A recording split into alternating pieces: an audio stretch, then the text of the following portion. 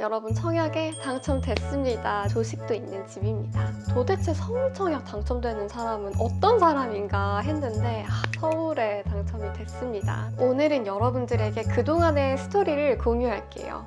이게 참 그렇게 기다려왔는데 바로 영상을 올리기가 조심스러워지더라고요. 제가 혹시 붕 떠서 실언을 할까봐 마음이 좀 진정이 된 다음에 여러분들한테 말씀을 드리자 생각했어요. 시간이 많이 흘렀습니다. 이렇게 늦게 말씀드리게 될 줄 몰랐는데 그동안 아예 티를 안 내서 모르셨죠? 대형 스포라고 하나 정도 내긴 했는데 아마 추측한 분들이 없었던 것 같아요. 청약에는 계약금, 중도금, 잔금이라는 세 가지 납부 절차가 있는데요.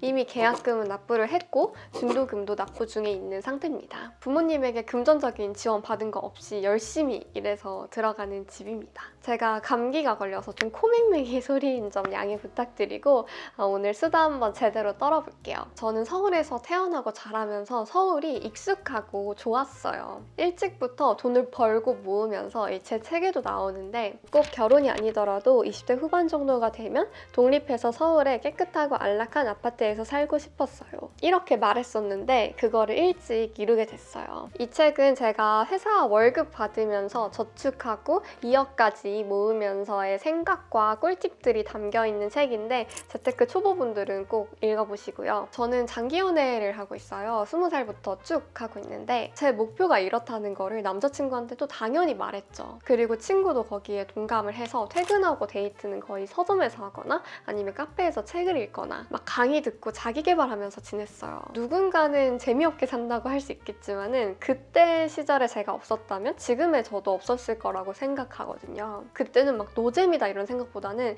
미래에 대한 기대감으로 반짝반짝하게 지냈던 것 같아요. 그리고 어느 정도 돈을 모은 시점부터는 미래에 대한 준비를 해야 되잖아요. 그래서 뿅몽 청약표라고 한 2022년 5월 정도부터 시작을 했던 것 같아요. 매주 번갈아 가면서 청약 분석하고 막 브리핑하고 막 이런 것들도 했었거든요. 그때는 돈이 더 없어서 서울은 진짜 꿈도 못 보고 경기도 위주로 보고 그랬었는데요. 그때 저희가 서울에 지내서 실거주 하기도 애매하니까 그냥 고민하다가 제가 1주택자가 됐어요. 지금 세를 주고 있는데 그거는 손해는 아니지만 큰 이득을 보고 팔지는 못할 것 같아요. 우선 1주택자 청약은 아예 불가능한 건 아닙니다. 하지만 확률이 상당히 떨어져요. 그래도 저희에게는 명의가 하나 더 있죠. 남자친구 명의가 살아있잖아요. 남자친구도 서울에 살고 있었지만 문제가 하나 있었어요. 남자친구 부모님께서 빌라를 소유하고 계셨거든요. 그리고 남자친구는 그 집에 살고 있었어요.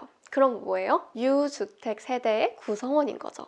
무주택 세대 구성원이 청약하기에는 제일 깔끔한데 유주택의 세대 구성원이었던 거예요. 답이 없었어요. 서울에 살지만 청약은 못하는 입장인 거죠. 명의는 있지만 쓰지는 못하는, 그렇게 이제 시간이 흘렀어요. 자, 이 순간만을 기다렸습니다. 만 60세 이상의 직계 존속이 주택 또는 분양권을 소유하고 있는 경우에는 신청자가 주택을 소유하지 않은 것으로 봅니다. 그래서 작년 기점으로 무주택 세대 구성원 자격이 됐어요. 생애 최초 특별 공급을 넣을 수 있게 된 거죠. 그래서 어떻게 했을까요? 정말 미친 듯이 넣었죠. 제가 비교적 부동산에 더 적극적이었다 보니까 제가 뭐 넣어라 이렇게 계속 카톡을 했었어요. 뭐 줍줍도 넣고 무슨 평형에 무슨 타입 넣어라, 뭐 접수해라, 우리가 넣은 거 경쟁률 어떻다. 저희는 카톡 잘 안 하고요. 대부분 전화나 만나서 이야기를 하는데 카톡으로도 요 정도가 있다는 것은 정말 열심히 했던 거예요. 물론 청약홈이 마비될 정도로 인기가 많았던 거는 다 떨어졌어요. 그래서 이제 저희가 여느 때와 같이 청약을 넣고 이제 당첨을 기다리고 있었는데 예비 당첨이 뜬 거죠. 이미 예비 당첨의 전적은 있습니다. 511번이라고 연락도 안 왔고요.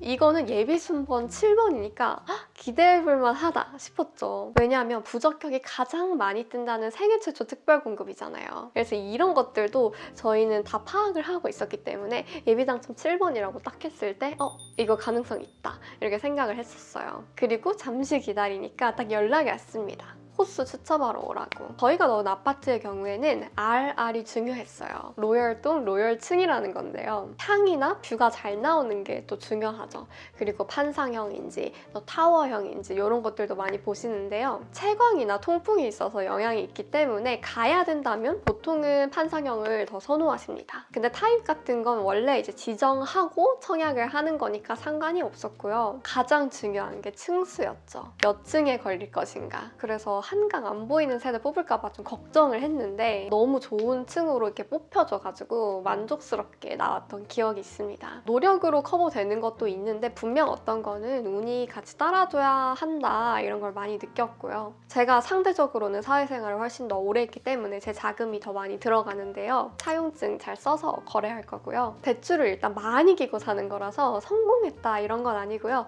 오히려 더 열심히 일해야 되는 상황이에요. 제가 뭐 도전하고 공부하는 거 지금처럼 그래 왔듯이 앞으로도 여러분들한테 또 더 쉬운 용어로 알기 쉽게 정리해서 영상으로 가져오도록 할게요. 그리고 다소 냉정한 이야기일 수 있는데 청약은요, 준비된 자한테 기회가 오는 것 같아요. 바꿔 말하면 준비되지 않은 사람한테는 절대 기회가 안 오는 게 청약이라는 거죠. 아무도 청약 홈을 대신 들어가서 보고 당신은 이 타입의 뭐 이 유형으로 넣으세요 이렇게 알려주지 않잖아요. 뭐 어디 로또 청약 떴다고 들어도 막상 들어가면 수많은 청약 타입이 있거든요. 그렇기 때문에 잘 모르는 사람은 거기에서부터 주저앉아 버리죠. 또 기본적으로 특별 공급이랑 일반 공급의 차이를 모르는 분들도 많고요. 청약을 하고 싶어 하지만 정작 청약에서 자신이 어떤 포지션이 가장 유리한지 모르는 경우도 많기 때문에 청약 당첨을 희망한다면 어느 정도 청약 공부는 필요하다고 생각을 해요. 저는 청약 책에서는 부족함을 느껴서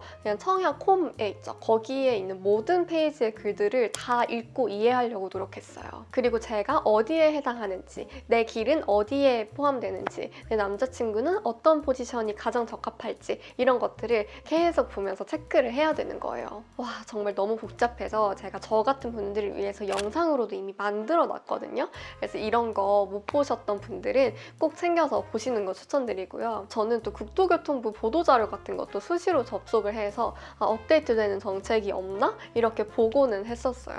청약 정책이 꽤 자주 바뀌는 거라서요. 어떤 바늘구멍에 내가 들어갈 수 있는지가 또 달라지거든요.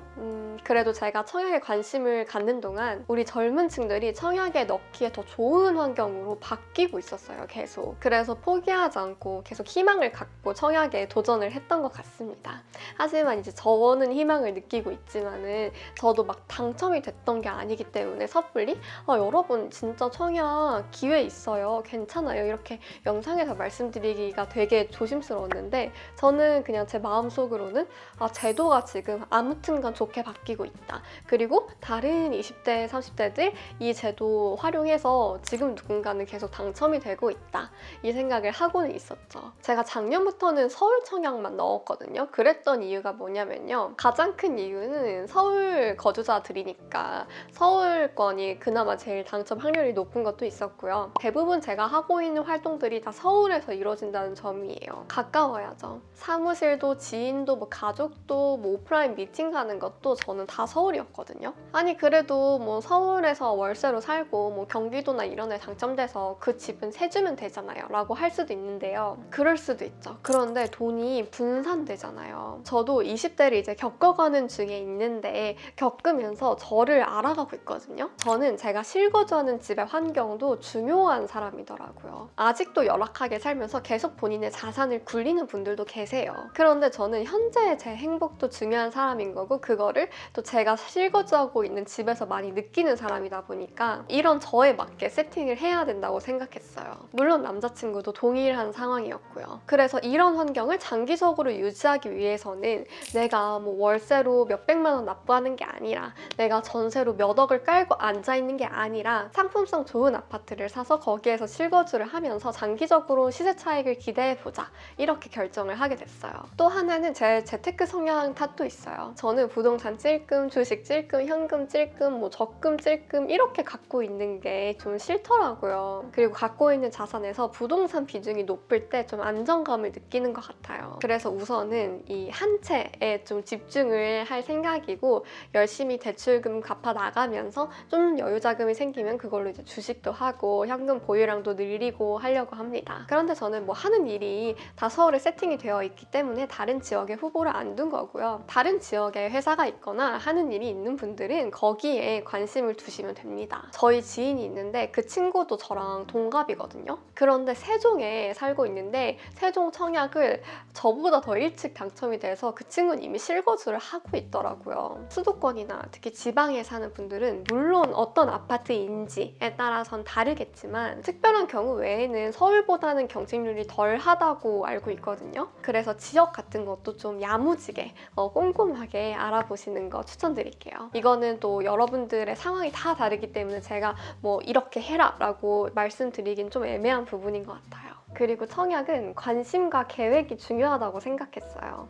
저는 갖고 있는 돈을 싹 다 계산을 하고 DSR 계산 그리고 대출이자 계산까지 맞춰서 어느 정도의 분양가까지는 가능하겠다 이런 거를 정리를 해줬어요. 직장인분들은 여기에 플러스해서 입주 지정일이 있을 거잖아요. 만약에 2026년 5월에 입주하는 청약권이 있다고 해봐요. 그럼 우리는 지금으로부터 그 기간까지 월급을 계속 더 받겠죠. 거기에 내가 최소 몇 %는 저축이 더 가능해 이런 것들을 가정할 수 있잖아요. 그래서 그 금액까지 계산을 해서 내가 소화할 수 있는 분양가를 측정을 해놓는 게 중요하겠다 생각했어요. 그리고 이런 청약 계획을 잘 세워놓잖아요. 워낙 집이라는 게 사이즈가 크다 보니까 내 씀씀이를 자동으로 줄이게 돼요. 요 정도를 더 줄이면 내가 달마다 나가는 대출 이자가 또 요만큼 더 줄어들겠네? 이런 식으로 계산을 하면서 그래 나 돈 열심히 모아야겠다 이런 동기부여가 자동으로 되더라고요. 물론 행복이 내 집 마련이 아니고 또 다른 것에 있는 분들은 이 말을 크게 신경 안 쓰셔도 되지만 내 집 마련 생각이 있는 분들은 철저하게 계산을 해보시고 소비 습관 꽉 잡기를 바랄게요. 한 1억에서 막 2억 넘고 막 3억 모아갈 때 딱 그때가 씀씀이가 확 커지기 되게 좋거든요. 그때는 이제 더 큰 목표를 가지고 아끼면 좋겠습니다. 저도 다른 게 눈에 안 들어오더라고요. 그리고 부적격 조심하셔야 돼요. 관심을 청약에 안 두고 있으면 제가 앞에서도 말씀드렸듯이 뭐 어디 로또 청약 떴대 이런 얘기 들으면 그냥 신청을 하거든요. 근데 저는 막 어디 막 로또 청약이래 막 신청 필수야 이렇게 막 올리는 게 저는 조금 조심스러웠어요. 제가 조심스러운 시각으로 봤었던 이유가 저런 거 그냥 무지성으로 신청해서 당첨되면 어떡하려고 였어요. 본인 가점을 제대로 확인하지 않고 넣었거나 넣었는데 서류에서 부적격이 나버리면요. 수도권 기준 1년 동안 재당첨 제한이 있습니다. 그래서 항상 청약 신청은 준비가 됐을 때 신중하게 넣으시는 거가 가장 좋다는 말씀 드리고요. 더 필요한 분들한테 빨리 그 기회가 갈 수 있도록 해주시면 좋을 것 같습니다. 사람마다 중요하게 생각하는 가치가 다 다르죠. 저도 막 일찍부터 일해서 막 남들 20대 초에 막 술 먹으러 다니고 이럴 때 뭐 놀러 다니지도 않고 그냥 무식하게 막 밤새서 일하고 그렇게 악착같이 돈을 또 모으고 벌었던 것 같아요. 그래서 가까운 곳에서 제 생활 패턴을 실제로 이제 목격하는 지인이나 가족 같은 경우에는 제가 휴가를 가면 너무 기뻐했어요. 너무 잘 됐다고. 제발 좀 쉬고 오라고. 이럴 정도로 진짜 무식하게 일하면서 신혼집을 목표로 달려온 제가